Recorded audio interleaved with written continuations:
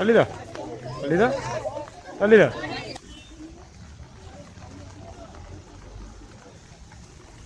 আসেনি আসছে ম্যাডাম আসছে আমার তো বসে পেটে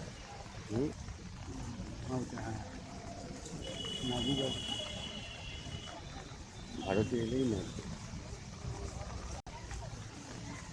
আমার তো বিকেলবেলা রাখছি চ্যানেল লাইট আছে 5:30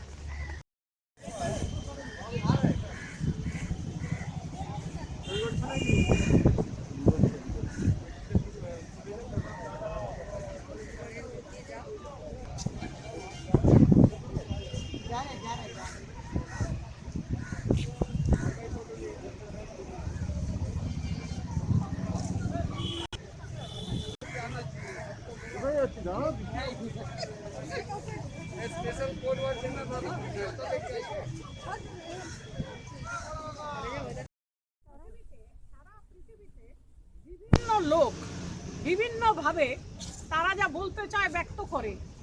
ভারতীয় জনতা পার্টি মূল্যবোধের পার্টি, একটা জাতীয়তাবাদী পার্টি, যেখানে পরিষ্কার বলা হয় সবকে সাথ সবকা বিশ্বাস। বিশ্বাস কথাটা খুব বড় জিনিস। বিশ্বাসের সঙ্গে একটা কথা জড়িয়ে আছে, ওটা হচ্ছে ভরসা। মানুষের ভরসা, মেয়েদের ভরসা, ছাত্রদের ভরসা, ডাক্তারদের ভরসা, শ্রেণীগতভাবে সমস্ত শ্রেণীর ভরসা নিয়ে সরকার এসেছে মানুষের সেবা করতে। বাংলায় যখন 2021 সরকার হবে, দেখবেন সোনার বাংলায় মেয়েরা মাথা উঁচু করে চলবে। আপনাদের এরকম আমাদের মৌনসভা দেখতে হবে না। আমি যখনই এরকম কোনো কথা শুনি না, জানেন, আমার একটা লোকের মুখ চোখের সামনে ভেসে ওঠে। যখনই এরকম কোনো কথা শুনি, অদ্ভুত কথা, যে কথাটা আপনারা কেউ সমর্থন করেন না এখান থেকে, তখনই তাপস পালের মুখটা আমার সামনে ভেসে ওঠে। মানুষ আসবে যে মহিলাদের সম্মান তুলে ধরবে। একজন মহিলা যখন বলছেন যে আমার এইভাবে ঘটনা ঘটেছে, দৌড়ে যাওয়া উচিত, পাশে দাঁড়ানো উচিত, বলা উচিত না সাজানো ঘটনা, তাও এয়ার কন্ডিশন রুমে বসে বসে।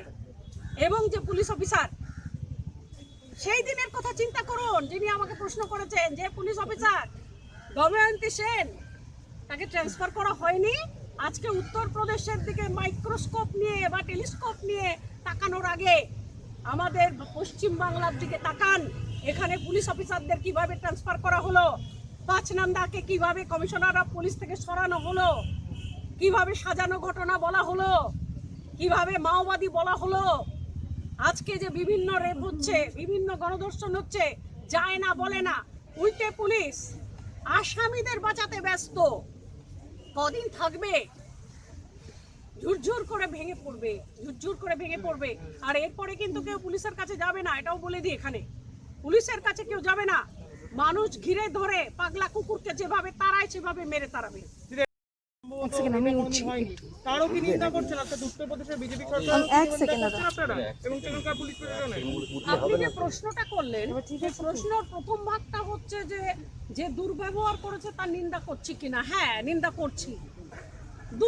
দ্বিতীয় ভাগ প্রশ্ন, বিজেপি সরকারের নিন্দা করছেন কেন? বিজেপি সরকারকে দাঁড়িয়ে থেকে এটা করেছে নাকি? না, বিজেপি সরকার এটা করেনি। ওখানকার উত্তরপ্রদেশের সরকার চেষ্টা করছে যাতে তাড়াতাড়ি মহিলার ন্যায় বিচার পায়, মহিলা তাড়াতাড়ি যাতে ন্যায় বিচার পায় চেষ্টা করছে। একটা ঘটনা যখন ঘটে, মনে রাখবেন যে সরকার এবং প্রশাসন কি ব্যবস্থা নিচ্ছে তার উপরেই আমরা মনে করি যে কোন ধরনের সরকার আছে সেই দেশে। ওই সরকার চেষ্টা করছে ব্যবস্থা নেওয়ার। হুমকি দিচ্ছে তো, প্রকাশ্যে দেখা যাচ্ছে ডিএম হুমকি দিচ্ছে বাড়ি থেকে। এটা জাস্টিফাই? সাসপেন্ড করেনি কি? সাসপেন্ড করেনি কি? এসপি সাসপেন্ডেড হয়েছে ডিএম নাম। পুলিশ আধিকারিক ছিলেন, যেখানে আমি প্রশ্নের আগে উত্তর দিই।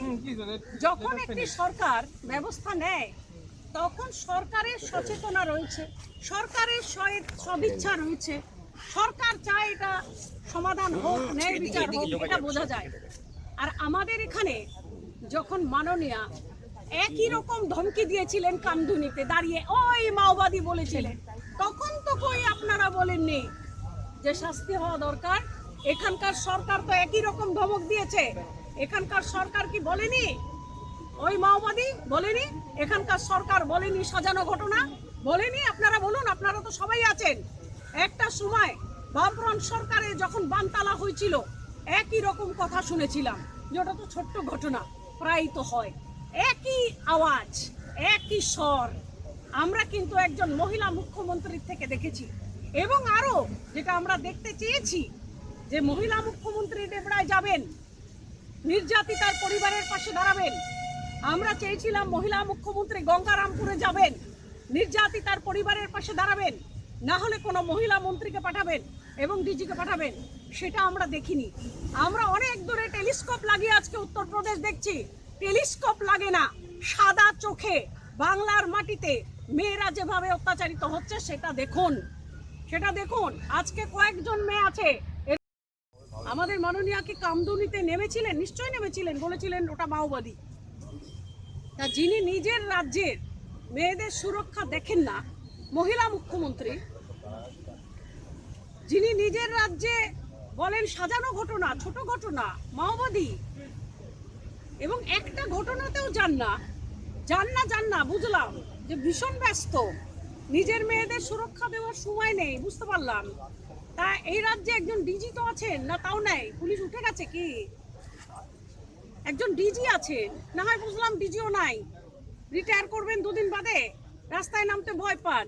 তা ঠিক আছে, এডিজি বলে তো কেউ আছে, কলকাতা পুলিশের কমিশনার বলে তো কেউ আছে। কারোর সময় হয় না একটা গণধর্ষিতার বাড়িতে গিয়ে তার বাবা মাকে একটুখানি সময় দিয়ে সমবেদনা জানাবার, অথচ সময় হয় ক্ষমতার লোভে, ভোটটা দেখে। ভোটের দামাদা তো বাজেনি, এত তারা কেন? রাজপথে যেখানে পায়ে ব্যথা হবে না, যেখানে সুন্দর মিশন রাস্তা হাঁটা যাবে, সেইখানে হেঁটে ভোট কুড়োতে চাইছেন মাননীয়া। লজ্জার কথা। এই যে পথশ্রী করেছেন না, আমি বলি মাননীয়া এবং তার পুরো প্রশাসনকে আমরা আজকে এখানে সমস্ত মেয়েরা, বাংলার মেয়েরা খেতাব দিলাম নির্লজ্জশ্রী। নির্লজ্জশ্রী, নির্লজ্জ হলে কেউ নিজের বাড়ির মেয়েকে দেখে না, নিজের বাড়ির মেয়ের গণধর্ষণ হয়ে যাচ্ছে, একটা জায়গায় যায় না, পরের বাড়ির মেয়ের কি হলো তার খবর নেয়। নিশ্চয়ই, হ্যাঁ, হাতরাসের ঘটনা খুব নিন্দাজনক ঘটনা, আমরাও এখানে নিন্দা করছি। আমরা মহিলা, আমাদের থেকে নারী সুরক্ষার কথা আর কেউ বেশি ভাবতে পারে না। আমরা নিশ্চয়ই খুব কঠোর স্বরে আমরা নিন্দা করছি। আমরা মনে করছি যে খুব তাড়াতাড়ি এর ব্যবস্থা হওয়া দরকার, কিন্তু আমরা এটাও মনে করছি যে মাননীয়া কিন্তু ন্যায় বিচারের জন্য নয়, রাজনৈতিক ফয়দার জন্য রাজপথে নেমেছেন। আর যেহেতু রাজনৈতিক ফয়দাই এখন সামনে হচ্ছে টার্গেট, সেই জন্যে বাংলার মেয়েরা কোনো সুরক্ষা পাচ্ছে না।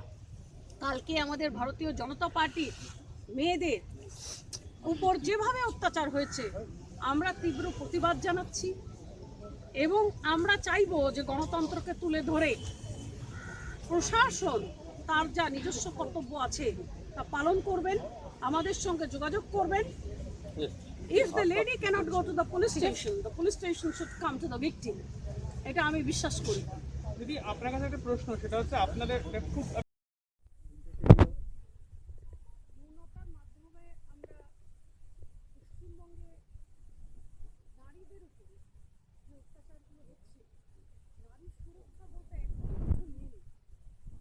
এই ব্যাপারটা আমরা মানুষের কাছে তুলে ধরার জন্যই আজকে এই মৌন সভায় আমরা এসেছি সবাই। আপনারা জানেন যে গতকাল নোদাখালীতে আমাদের একটি মিছিল যাচ্ছিল, এই কৃষি বিপণন আইন সংক্রান্ত যে মিছিল আমাদের রাজ্যের এবং কেন্দ্রের নেতৃত্বে সর্বস্তরে হচ্ছে, সর্ব জায়গায়। সেই মিছিল নোদাখালীতে যাওয়ার কয়েক মিনিটের মধ্যেই আমাদের মহিলা মোর্চার একজন নেত্রী, তিনি এখানে আজকে উপস্থিত আছেন, তিনি নেতৃত্ব দিচ্ছিলেন।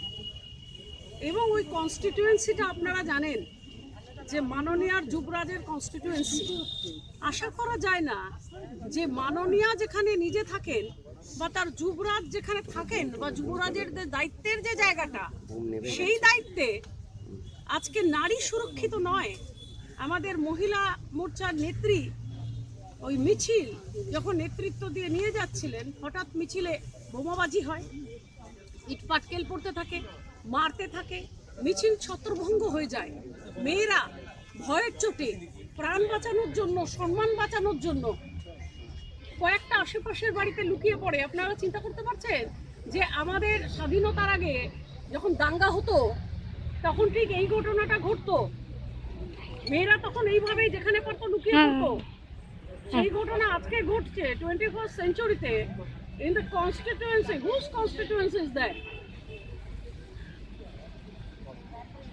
লুকিয়ে পড়ার পরে বৃষ্টি হয়, সেখান থেকে তারা বেরোয়, বেরিয়ে জামা কাপড় বদলে, প্রাণ বাঁচানোর জন্য জামা কাপড় বদলে তারা অটো করে পালিয়ে আসতে চেষ্টা করে। বাইক নিয়ে তাদেরকে ফলো করা হয় এবং কিছুটা যাওয়ার পরে তাদেরকে সেই অটো থেকে টেনে নামিয়ে রাস্তার মধ্যে শ্লীলতাহানি করা হয়। আমরা কোন রাজ্যে বাস করছি?